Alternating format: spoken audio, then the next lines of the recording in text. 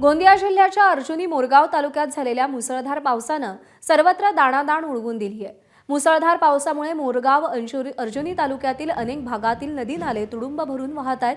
महागाव ते अर्जुनी मोरगाव या मुख्य मार्गावर असलेल्या माहुरकुडा जवळच्या नाल्याला पूर आल्यानं या मार्गावरची वाहतूक पूर्णतः ठप्प झाली आहे।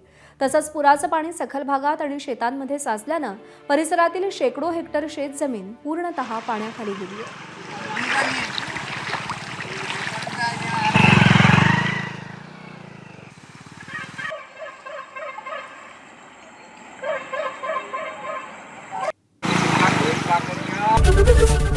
एबीपी माझा, उघडा डोळे बघा नीट।